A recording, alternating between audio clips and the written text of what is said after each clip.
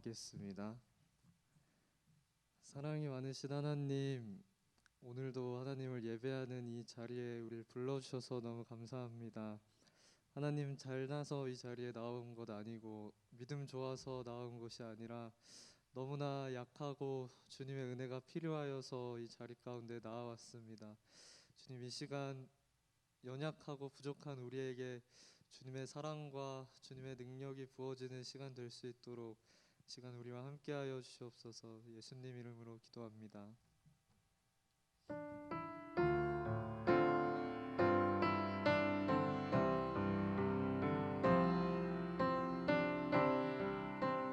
엎드려 경배드립니다. 주 계신 곳엔 기쁨 가득 무엇과도 누구와도 바꿀 수 없네. 예배드림이 기쁨 됩니다. 주께와 엎드려 경배드립니다.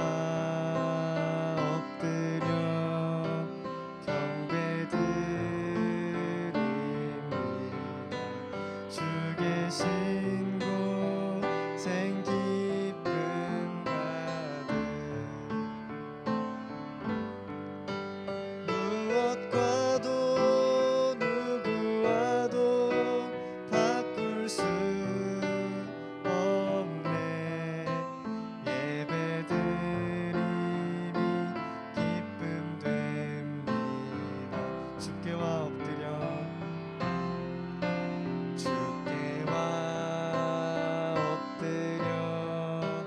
경배드립니다.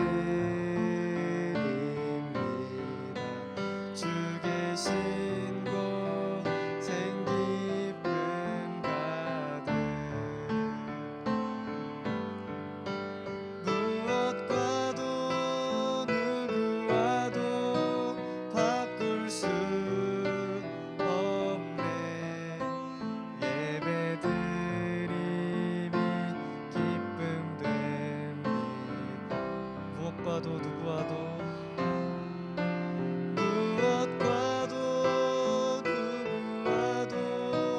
바꿀 수 없네.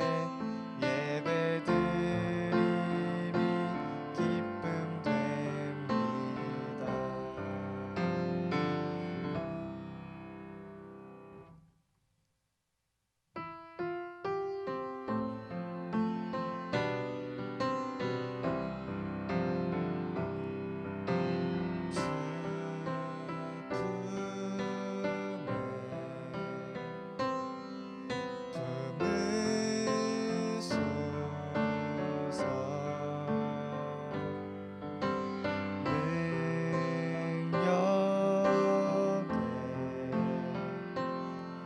발로 덮으소서.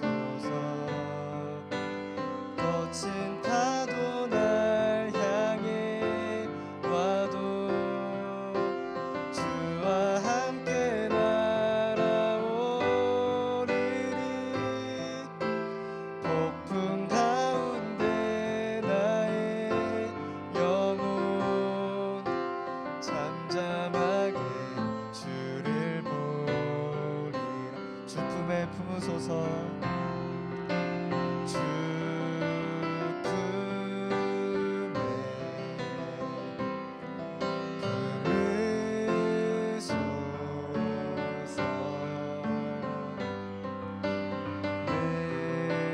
능력에 발로 덮으소서. 거친 파도 날 향해 와도 주와 함께 날아오르리. 폭풍 가운데 나의 영혼 잠잠하게 주를 보리라. 주님 안에 나 거하리.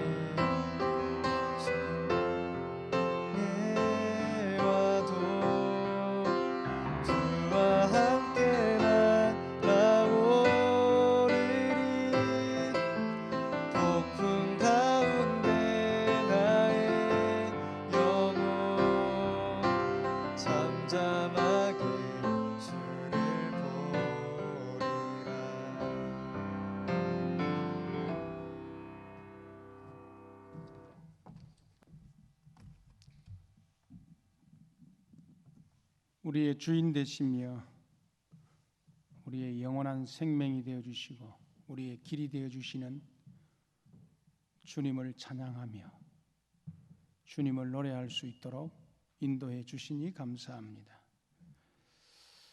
오늘도 하나님의 임재의 축복을 누리는 은혜의 시간이 되게 해 주시기를 원합니다.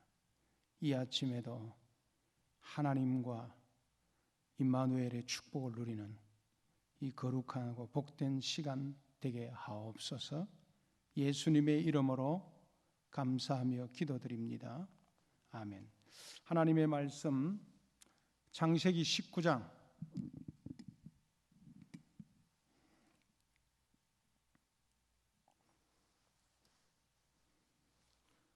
창세기 19장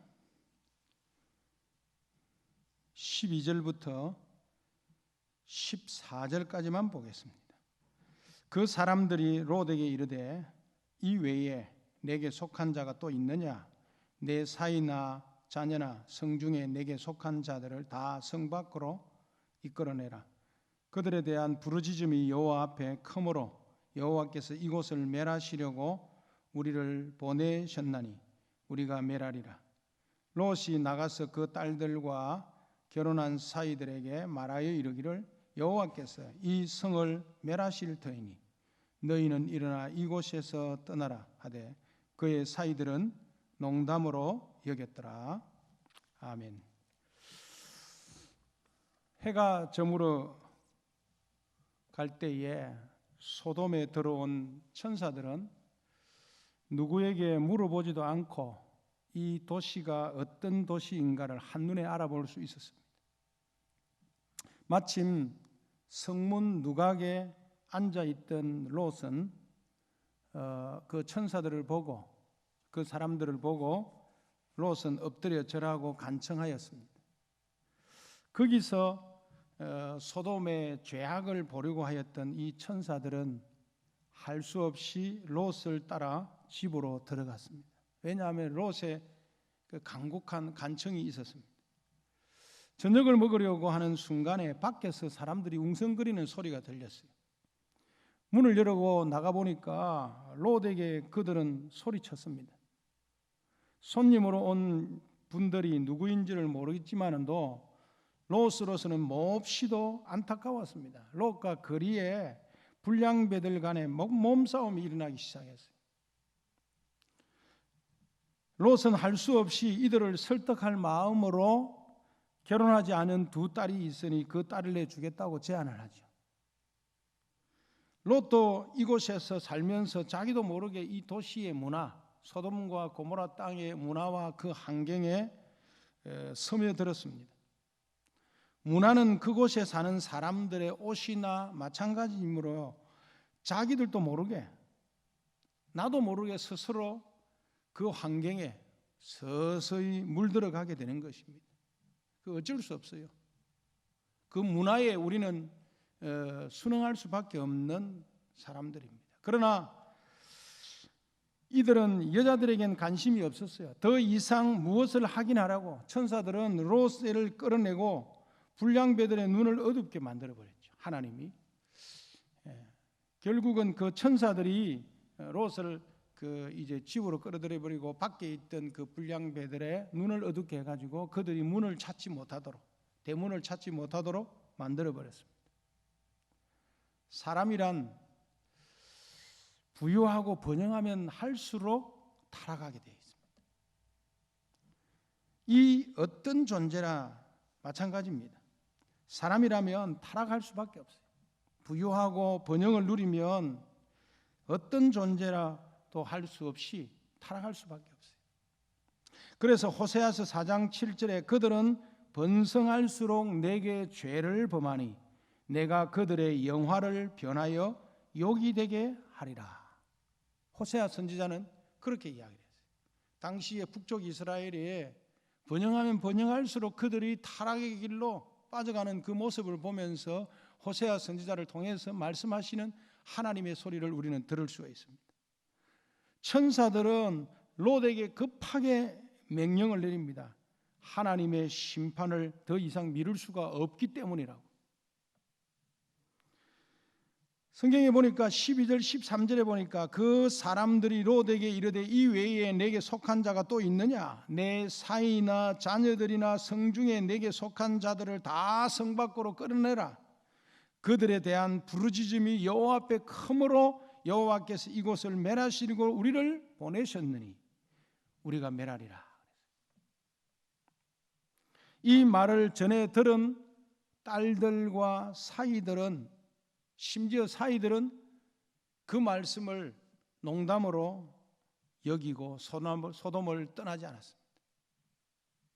롯의 가족이 떠나자마자 하나님께서 유황과 불을 비같이 이 소돔과 고모라 땅에 내려가지고 결국은 소돔 땅이 완전히 유황불로 타버리게 되죠. 요한계시록 19장 20절에 보면 지옥은 유황불로 된 바다이기 때문에 유황불은 지옥에서 쏟아져 내리는 저주의 불이라, 이렇게 우리가 말할 수가 있습니다. 하나님이 소돔과 고모라 땅을 유황불로 하나님이 심판하셨습니다. 마지막 종말에 계시록에 보니까 하나님이 그 지옥의 유황불을 통해 가지고 심판하신다 말이에요.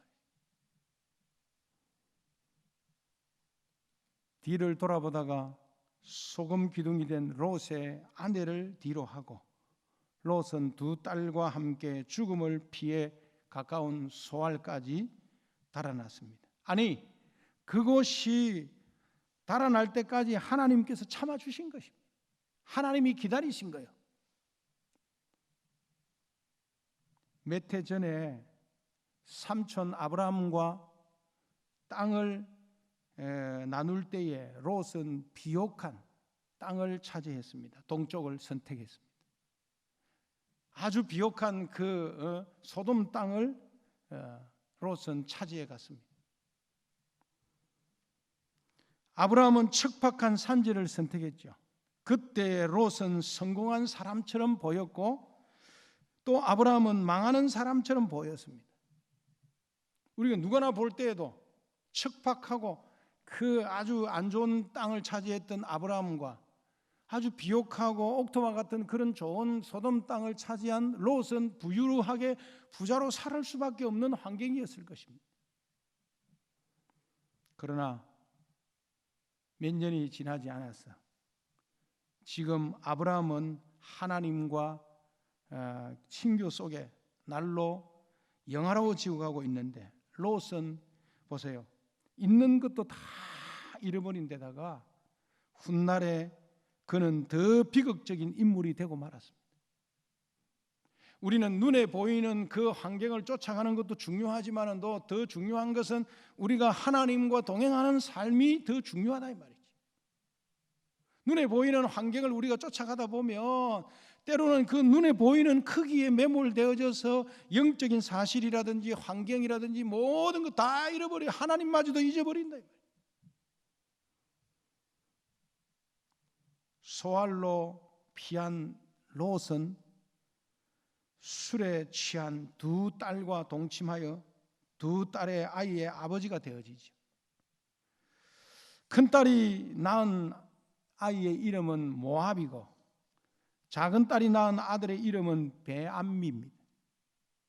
이들은 결국 모압과 암몬의 조상이 되었고 앞으로 계속해서 이스라엘과 갈등하는 그 갈등 구도로 만들어지게 되어졌습니다.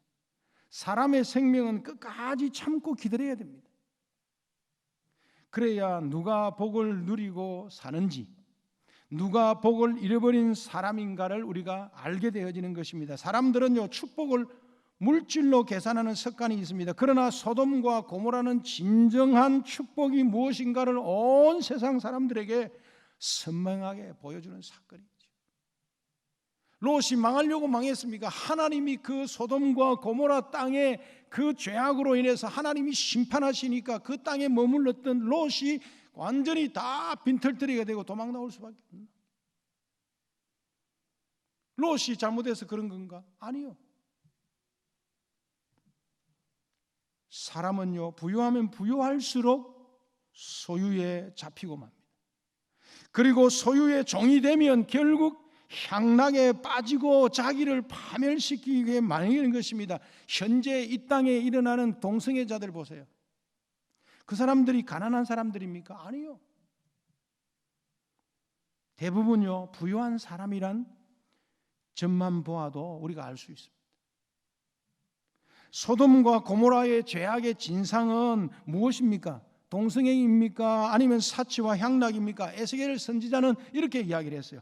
에스겔 선지자는 에스겔서 16장 49절 50절에 내 아우 소돔의 죄악은 이러하니 그와 그의 딸들에게 교만함과 음식물의 풍족함과 태평함이 있으며 태평함이 있다 그랬어요. 또 그가 가난하고 궁핍한 자를 도와주지 아니하며 그만하여 가정한 일을 내 앞에서 행하였습니다. 그러므로 내가 보고 곧 그들을 없이 하였느니라. 에스겔 선지자를 통해서 이미 소돔과 고모라 땅에 이것을 이야기하고 있습니다.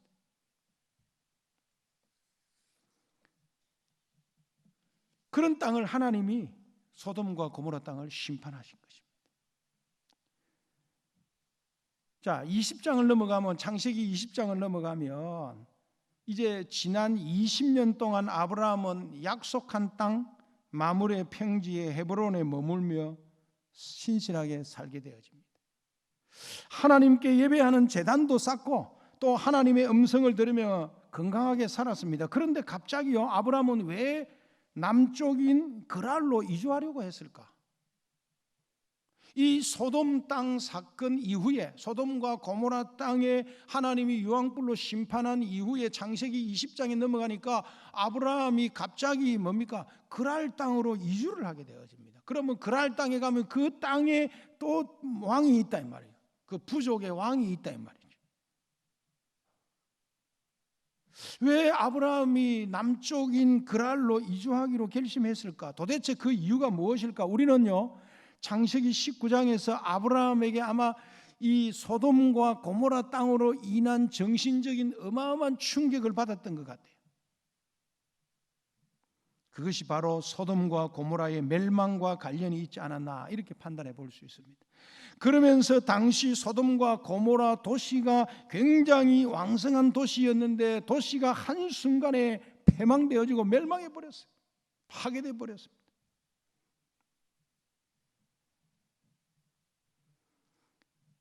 (2011년) 일본의 쓰나미로 인해 가지고 원전의 방사선이 노출됨으로 인해 가지고 많은 사람들이 정신적 스트레스를 받게 되어지잖아요. 여러분 그 동남아 인도네시아에서 전에 쓰나미 사건으로 인해 가지고 우리나라 그 사람들도 그 관광 갔다가 순간적인 그 쓰나미로 인해 가지고 얼마나 많은 사람들이 죽었습니까? 한 순간에 그 관광지가 완전히 그 쓰나미로 인해서 완전히 막 없어져 버렸어요. 아마 아브라함이 거기서 네게브 땅으로 옮겨가 가데스와 술 사이 그랄에 거류했다라고 창세기 20장 1절에서 이야기하고 있습니다. 첫째는 소돔과 고모라의 멸망이 아마 아브라함에게 굉장한 정신적인 충격이었을 것 같아요. 두 번째로는 도시의 붕괴로 인해 가지고 환경의 변화가 일어나게 된 것입니다. 그랄은 애굽 국경 근처에 있는 블레셋 영토입니다. 약속의 땅의 남쪽 지역 바깥쪽에 위치한 이 국경 도시로 애굽과 팔레스타인 간의 이 무역로로 위치한 그곳으로 이 아브라함이 그쪽으로 옮겨갔습니다. 또 애국과 가까이 있는 땅이기 때문에 목축 환경이라든지 사업 환경이 좋은 것이므로 아마 그쪽으로 옮겨가지 않았나 이렇게도 또 볼 수 있습니다. 시련을 경험했는데도 인간은 잘 변하지 않습니다. 옛날 애굽에 내려갔을 때에 하나님께 기도해보지도 않고 자신의 판단대로 또 그랄 지역으로 이주하게 되어집니다. 이로 인해 가지고 찾아오는 시련을 우리는 오늘 본문 20장 2절에 또 설명하고 있습니다. 창세기 20장 2절에 보니까 그의 아내 사레를 자기 누이라 하였으므로 그랄 왕 아비멜렉이 사람을 보내어 사라를 데려갔더니 그 밤에 하나님이 아말렉에게 현몽하고 하시고 그에게 이르시되 내가 데려간 이 여인으로 말미암아 내가 죽으리라. 죽으리니 그는 남편이 있는 여자임이니라. 하나님이 그날 밤에 개입하셨어요. 아브라함은 또 뭡니까? 자기 동생이라고 또 속였어요. 시련을 경험했는데도 인간은 잘 변하지 않아요. 끊임없이 자꾸 또 과거로 돌아간다 이 말이죠. 옛날에 애굽에 이주했을 때에 그 철저하게 그런 하나님의 개입으로 또 살아났는데, 오늘 2절 말씀에 이처럼 이런 상황이 또 벌어집니다. 이처럼 나이가 들고 사회적 지위가 높아지고 그 사람의 고질적인 문제가 해결된 것은 결코 아닙니다. 물론 나이가 들어서 좀 나아지는 것도 있지만은도 시간이 지나가도 변하지 않는 사람이 있어요. 변하는 사람이 있죠. 또 지금까지 아브라함은 많은 고통과 아픔을 경험했습니다. 그가 약속의 땅으로 와서 얼마나 많은 시련과 아픔을 경험했습니까? 지금까지 살았던 그 아브라함의 삶을 돌이켜 볼 때에 그러는데도 하나님은 구체적으로 개입하셨습니다. 심지어는 하나님이 아브라함의 이야기를 들어주셨어요. 소돔과 고모라 땅 저 성을 멸하지 않게 의인 10명만 50명만 있으면 하나님 그 땅을 멸하지 않겠습니까? 그렇게 하겠다고 했어요. 하나님이 아브라함과 대화까지 나누었습니다. 어저께도 이야기했던 것처럼 13년 동안이나 아브라함과 하나님 사이에는 침묵이 있었어요. 환상도 없고 하나님의 음성도 없었고 13년 동안 침묵이 흐른 이후에 하나님이 아브라함에게 나타나셨잖아요.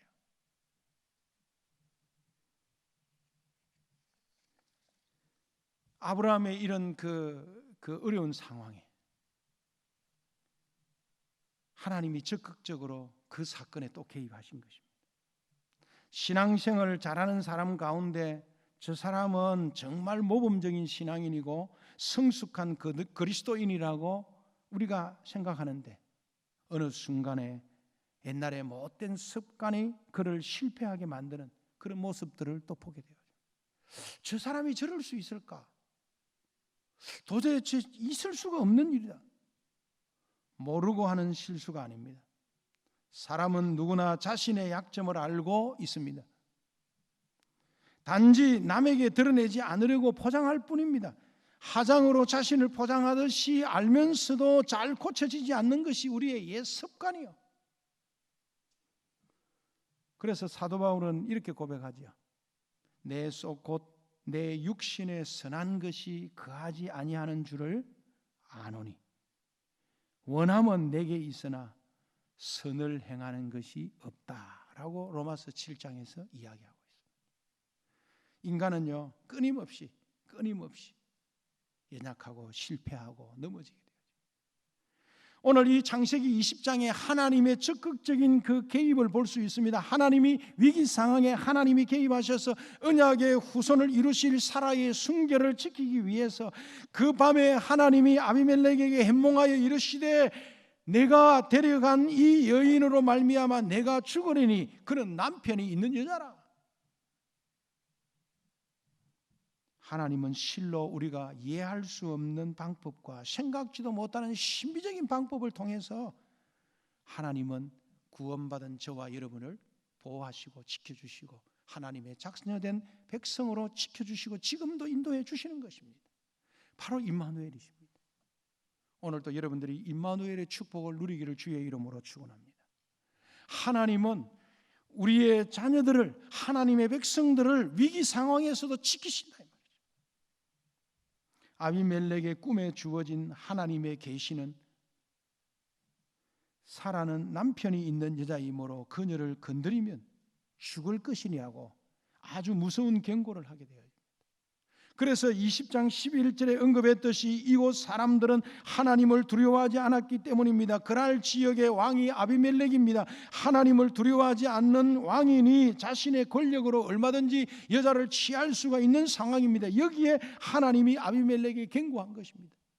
네가 저 여자를 취하면 반드시 하나님의 경고를 받을 것이라고 강력하게 하나님이 꿈에 아비멜렉에게 나타나셔서 경고하신 것입니다. 아비멜렉은 소스라치게 놀랐을 것입니다.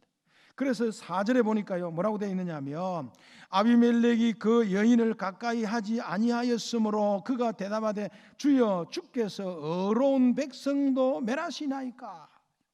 그가 나에게 이는 내 누이라고 하지 아니하였나이까. 그 여인도 그는 내 오라비라고 하였사오니 나는 온전한 마음과 깨끗한 손으로 이렇게 하였나이다. 하나님이 꿈에 또 그에게 이르시되 내가 온전한 마음으로 이렇게 한 줄을 나도 알았으므로 너를 막아 내게 범죄하지 아니하게 하였나니 여인에게 가까이 하지 못하게 함이니 때문이라. 함이 이 때문이라고 그랬습니다. 이제 그 사람의 아내를 돌려보내라. 그는 선지자라. 그가 너를 위하여 기도하리니 내가 살려니와 내가 돌려보내지 아니하면 너와 내게 속한 자가 다 반드시 말이라고요? 죽으리라. 아마 아비멜렉이 소스라치게 놀랐을 것입니다. 하나님의 강력한 개입으로 인해 가지고 이 사건을 맡게 되어집니다. 이것은요, 아비멜렉의 잘못이 아니라 처음부터 자기를 속인 아브라함에게 책임을 돌리게 되어집니다. 온전한 마음과 깨끗한 손은 사라를 취한 아비멜렉에게는 아무런 잘못이 없다는 것입니다. 그러나 이것은 아비멜렉 자신의 합리화된 상황이라고 볼 수도 있죠.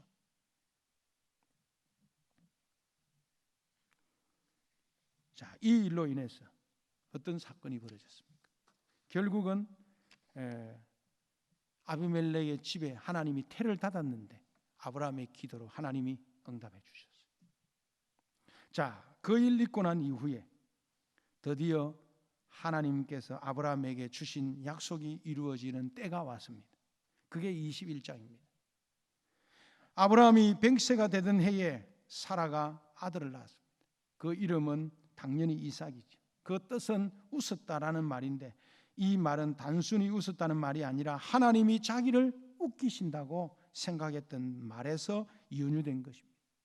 웃기시는 하나님을 경험한 사람들은 누구나 그처럼 말하기에 주저하지 않았을 것입니다. 누가 사라가 젖먹이는 모습을 상상이나 했을 것 같아요.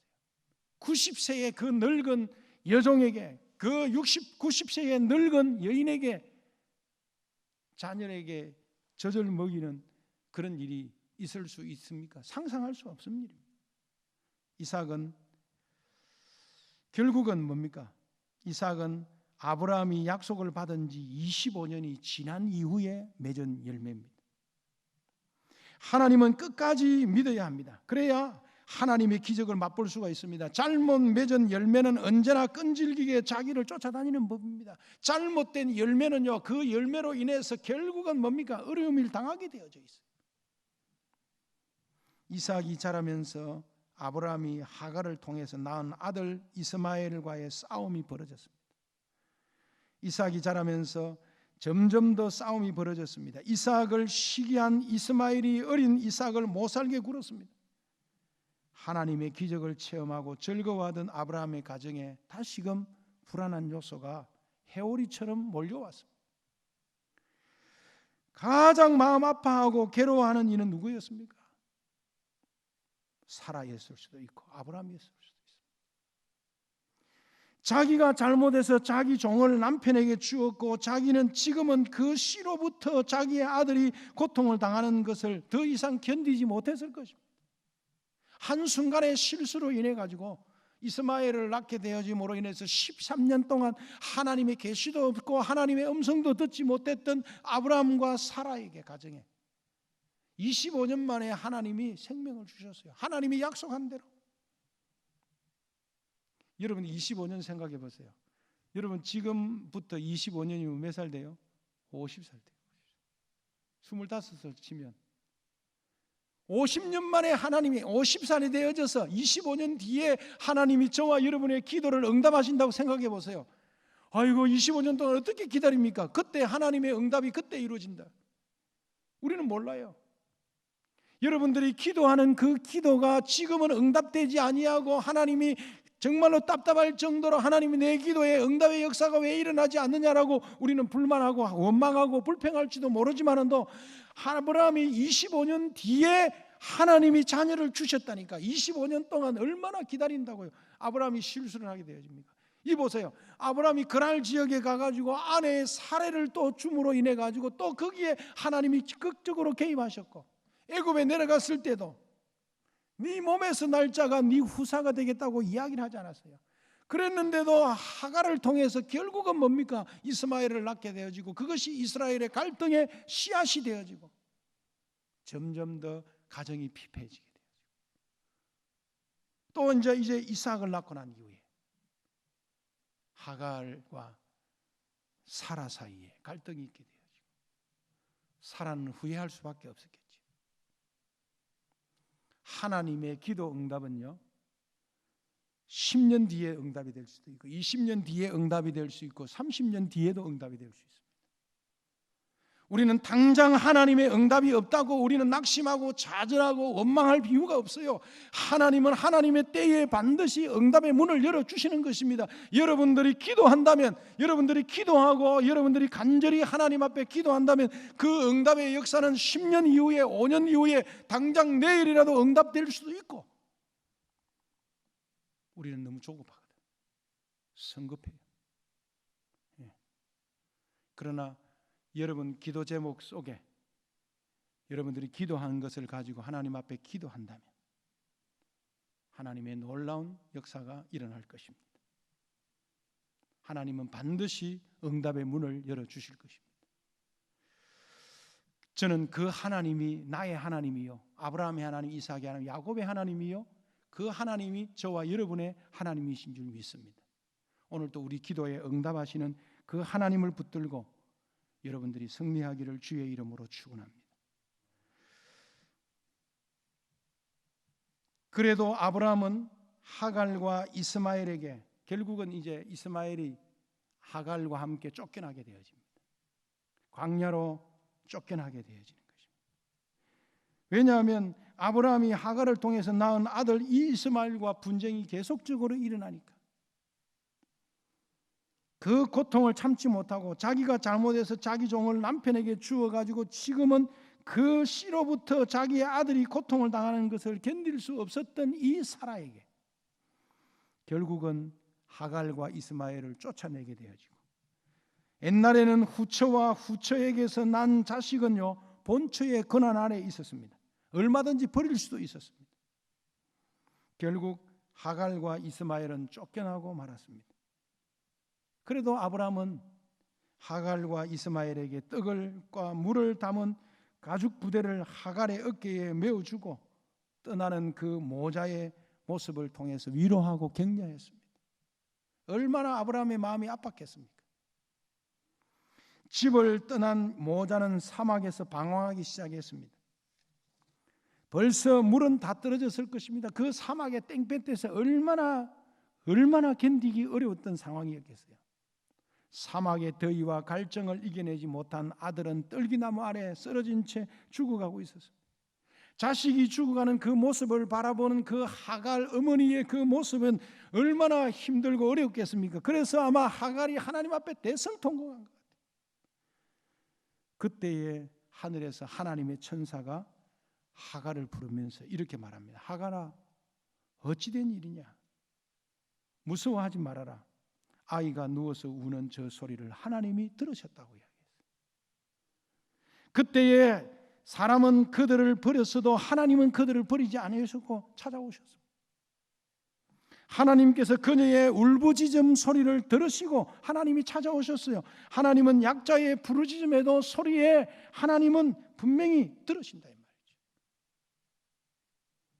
하갈의 눈을 열어 샘을 찾게 하시고 이 아들이 장차 큰 민족을 이루리라고 축복해 주셨습니다. 그리고 그 아이가 자라는 동안 하나님이 그와 늘 계시면서 돌보셨어요. 선택받은 민족은 언제나 축복을 자기들만의 것으로 여기는 경향이 있습니다. 그러나 하나님은 만민의 하나님이시기를 원하시는 것입니다. 하나님은 만민의 하나님이십니다. 그렇다고 만민이 무조건 구원받는다는 것은 아닙니다. 모든 민족이 다 구원에 이르기를 주님은 원하시는 것입니다. 이삭이 소년기를 넘어 사춘기에 접어들었습니다.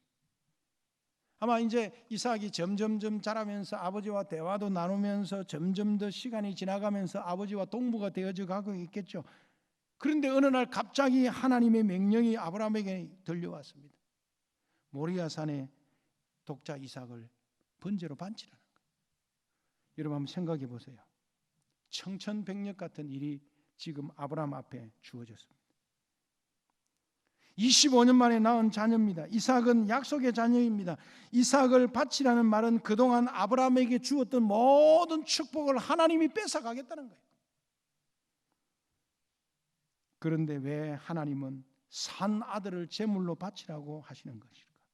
그렇다면 하나님께서 마음이 변하신 건 아닐까? 아브라함의 마음에 혼란이 거듭되어졌습니다. 하나님께 묻고 싶은 마음도 너무나 많고 항의하고 싶은 마음도 그 가슴에 가득 찼을 것입니다. 그래도 아브라함은 하나님께 그 이유를 묻지 않았습니다. 하나님이 하라고 하시면 하는 것입니다. 이 내 모든 것이 다 그분의 것이고 이 아들도 그분이 주신 아들임을, 그날 지역에서 하나님이 적극적으로 개입하셔서 사례를 그 아말렉의 손에서 건져내셨던 그 하나님, 이제는 25년 만에 얻은 이 아들을 하나님이 바치라고 할 때 아브라함은 아마 하나님의 계획을, 하나님의 어떤 계획인지는 모르지만 주신 자도 하나님이시요 취하신 자도 하나님이시요 가져가시는 것도 하나님이시니 하나님께서 하시기를 원하셨던 것 같아요. 그러니까 아브라함이 아마 저항도 하지 아니하고 하나님이 하라고 하시면 하는 것입니다. 내 모든 것이 다 그분의 것이고 이 아들도 그분이 주신 아들이므로 주신 분이 달라고 하시면 들어야 한다는 생각이었습니다. 많은 세월 동안 아브라함은 하나님과 동행하면서 자신의 실수도 경험했을 것이고 자신의 실패도 경험하면서 하나님이 어떤 분인가를 알게 되어졌을 것입니다. 내가 실수할 때도 하나님이 개입하고 계시는구나. 내가 넘어질 때도 하나님이 나와 함께 계시고 나와 동행하고 계시는구나. 하나님은 언제나 나의 하나님이시구나. 내가 하나님을 찾지 않는 것이지 하나님은 언제나 내 곁에서 나와 동행하고 계시고 나를 인도하시는 능력의 하나님이시 맞구나. 이걸 아브라함이 이제 깨닫게 되어진 거예요.